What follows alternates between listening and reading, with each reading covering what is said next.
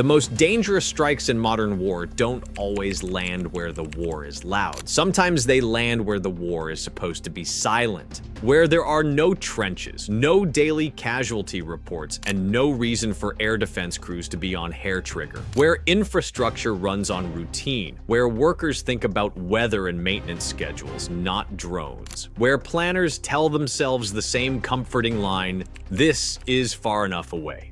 That's what just cracked, because Ukraine's military says its drones hit 3 Russian drilling platforms in the Caspian Sea, and Ukraine's general staff named the platforms V. Filanovsky, Yuri Korchagin, and Valery Grafer. Hits were confirmed, and the scale of damage was still being assessed. If that's accurate, the strike is bigger than the steel it damaged. It means Russia's rear is shrinking, not geographically, psychologically, strategically. The places Moscow counted on to keep the war solvent, steady, and predictable are being pulled into the threat map. And once that happens, endurance stops being a free advantage. It becomes something you have to protect.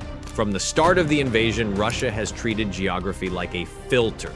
The closer you are to Ukraine, the more you harden, the more you disperse, the more you assume you're being watched. Over time, Russia adapted to that reality, shifting basing patterns, moving certain assets, layering defenses where the threat was obvious. But the Caspian has never lived in the same mental category as Crimea or the Black Sea. It's enclosed. It's distant from the main front. It doesn't have NATO warships cruising through it. It's bordered by states that tend to avoid military escalation. That creates a seductive assumption. Even if the war is brutal, it's brutal over there. That's why this specific choice of target matters. Ukraine's general staff framed the drilling rigs as facilities used to support the Russian occupation army. Whether the practical role is fuel supply, logistics support, revenue stability, or a combination, the strategic point is the same. Offshore platforms are fixed assets that exist to keep the machine running on schedule. And schedule is what endurance warfare runs on.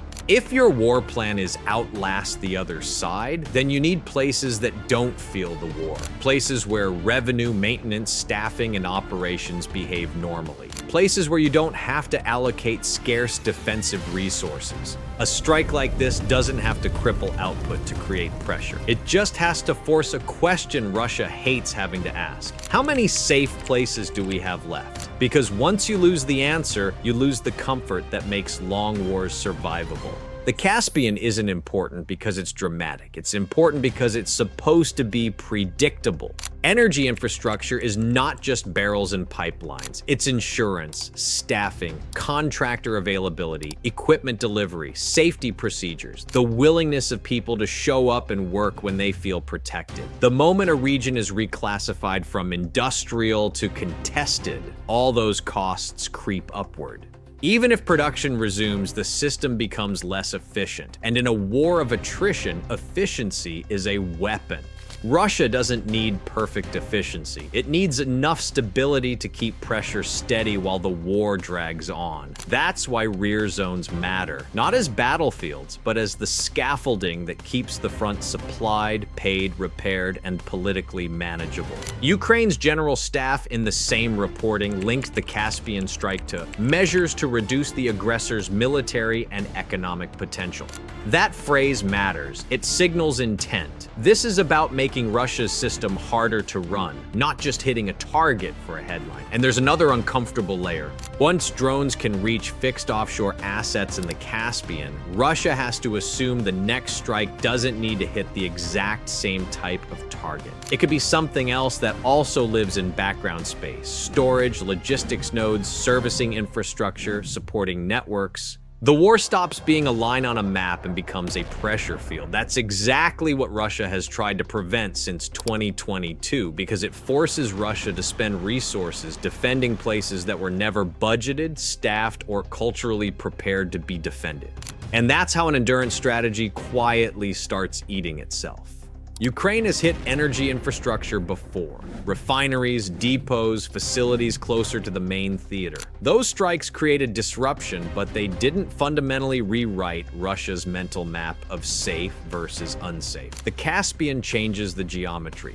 This isn't pressure moving deeper toward Moscow in a straight line. It's pressure expanding sideways into an area Russia categorized as insulated. That matters because it attacks a different kind of confidence. Frontline assets are supposed to be at risk. Crimea's facilities are supposed to be watched. Border regions are supposed to be threatened. Russia has spent years teaching itself to accept that. The Caspian was different. It was supposed to be administrative space, not operational space. And striking offshore platforms is not the same as hitting something on land. Even without speculating about the exact drone model, a maritime reach strike implies planning and navigation over open water, target recognition, and enough coordination to hit fixed structures in a region Russia assumed would not be a battlefield. It's the kind of action that forces planners to assume it can be repeated, and repeatability is what turns a single strike into a strategic problem. If it's repeatable, then the question is no longer what was hit. The question becomes what else is suddenly in play. That's how the battle space widens without loud escalation. There's a temptation to say, just defend it. But defending offshore infrastructure is not like defending a city. Cities have depth. They have layered terrain. They have multiple overlapping systems. They have the kind of clutter that can hide mistakes and absorb uncertainty. A drilling platform is the opposite. It's fixed. It's visible. Its perimeter is open water. It can't relocate when threats increase. It can't blend into the landscape. It can't really disperse in a way that changes the targeting problem. So if Russia wants to make it safe, it needs persistent coverage.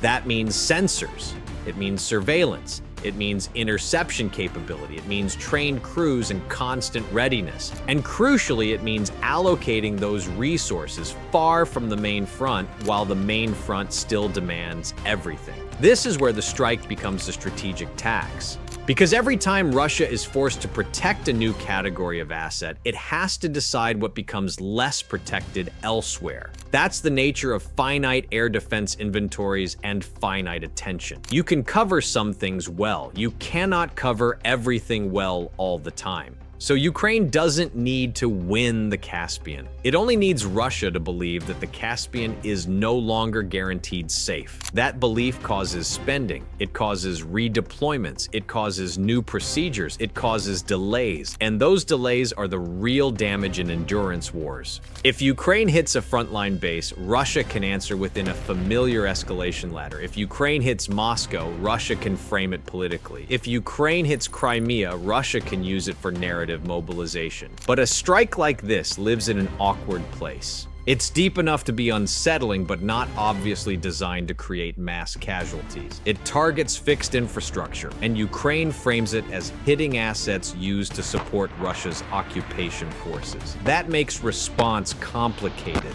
Because Russia can retaliate, sure. But retaliation doesn't rebuild the comfort that just got punctured. It doesn't unteach the lesson. It doesn't restore the belief that distance equals safety. And once that belief is broken, Russia has to spend resources to recreate it. That's not a military win for Ukraine in the classic sense. It's a strategic pressure play. Force Russia to operate like the war is everywhere, even when it isn't. That's exhausting. Here's the hidden mechanic most people miss. Endurance is not just who has more stuff. Endurance is whether your system still behaves normally while the war drags on. Russia can tolerate losses at the front if its rear stays stable, if revenue remains predictable, if logistics remain routinized, if key industries run on schedules, if labor and maintenance cycles can be planned months ahead. A strike in the Caspian pokes that model right in the ribs, because even if the platforms are repaired quickly, the region has now been tagged in planners' minds, tagged in risk models, tagged in the questions executives and officials ask behind the scenes. Can we ensure this? Do we rotate crews differently? Do we shift operations? Do we add defenses? None of those questions are free. They slow decisions. And slow decisions are the invisible currency Ukraine is trying to extract from Russia. This is why the general staff framing matters. They're not saying the Caspian is collapsing. They're describing it as part of a broader campaign to reduce Russia's military and economic potential, with damage still being assessed. That's the responsible way to talk about it, and it points to the real purpose. Generate friction without handing Russia a clean, easily sold escalation narrative.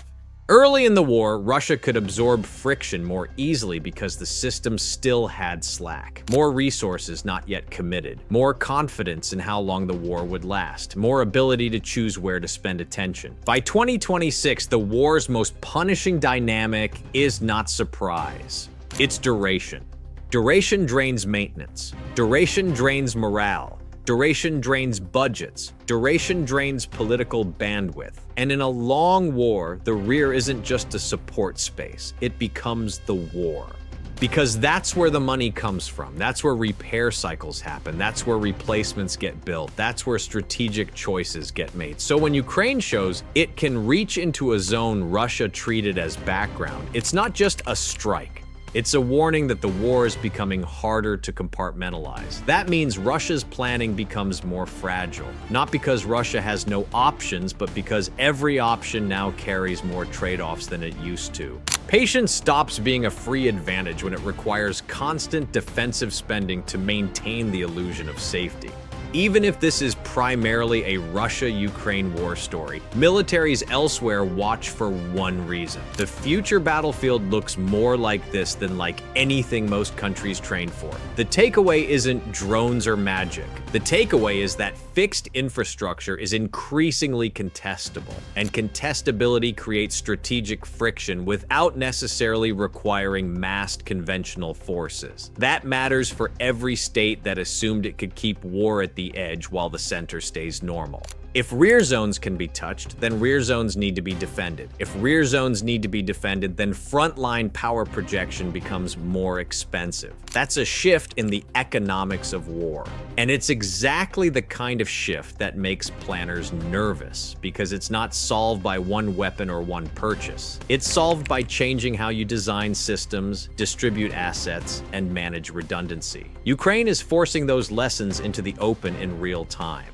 The most powerful part of this strike is not the visible damage. It's the quiet psychological shift it creates inside Russian planning. For years, Russia could draw lines on a map. Here is where the war is. Here is where the war isn't. Here is where risk is high. Here is where risk is tolerable. Ukraine keeps making those lines harder to draw. Not because it can hit everything, everywhere, but because it can hit enough, unpredictably enough, that certainty becomes expensive to maintain. And when certainty becomes expensive, you stop expanding, you start managing. That's the moment endurance strategies begin to lose their shine, because management mode is slower than pressure mode. It is reactive, defensive, risk-averse. It bleeds initiative. What makes this strike important isn't just where it landed, but what it reveals about how Ukraine is now thinking about the war. According to statements from Ukraine's general staff and reporting by outlets like Militarny and Ukrinform, this wasn't framed as a dramatic turning point or a decisive blow. It was framed as a successful operation with effects still being assessed. That language matters because it tells you this wasn't designed as a one-off shock. It fits into a broader pattern of selective pressure aimed at places Russia assumed were insulated by geography, routine, and habit. This does not mean Ukraine is suddenly trying to torch Russia's economic core or trigger uncontrolled escalation. That kind of framing misses the point and overstates the intent. What Ukraine is doing instead is reshaping the cost curve of the war. Every strike like this quietly expands the list of assets Russia has to think about defending. Not just frontline depots or border facilities, but infrastructure that was previously filed under safe enough. The Caspian wasn't a priority defense zone because it didn't need to be. Now it's at least a question mark, and question marks are expensive. Russia now has to decide how much effort to spend protecting space that was never meant to be contested. That means more surveillance coverage, more coordination, more planning time, more trade-offs. It means accepting that some places will remain thinly defended no matter what, because the resources simply don't exist to harden everything at once. That's the real shift. Ukraine is forcing Russia into a position where it either spends more to defend more territory or it accepts more blind spots. There is no option that restores the old comfort zone. The rear is no longer automatically quiet, and once that assumption disappears, it never fully comes back. This is not a strategy that produces instant collapse. It doesn't generate dramatic maps or overnight breakthroughs, but it steadily makes Russia's war plan harder to execute as written. It injects friction into places that were supposed to stay predictable. It turns long-term planning into a series of risk management problems instead of stable forecasts. And that's how endurance wars actually tilt. Not through a single spectacular hit, but through months of accumulated inefficiency, through attention stretched thinner, through decisions that cost more every time they're revisited, through a system that still functions but never quite as smoothly as it did before. Ukraine isn't trying to win the war in a week. It's trying to make sure Russia can't run the same plan for another year without paying an increasing price. And that's what this strike quietly and deliberately signals about the next phase. If Ukraine's drones really did hit 3 Lukoil drilling platforms in the Caspian Sea, and Ukraine's general staff says the targets were hit with damage still being assessed, then the strike has already done its most important work. It didn't just damage equipment, it damaged a belief. Russia has been running this war on a mental map that separates danger from stability, frontline zones where losses are expected, and background zones where the state keeps earning, repairing, rotating, and breathing. That separation is how endurance stays affordable. It's how patience stays politically sellable. It's how a long war remains something you can manage rather than something that consumes you. The Caspian was supposed to sit on the safe side of that map. Now it doesn't. This wasn't Ukraine trying to burn Russia down overnight. It was Ukraine proving that Russia's safe map is shrinking, and once safe stops existing, the war gets more expensive every single day.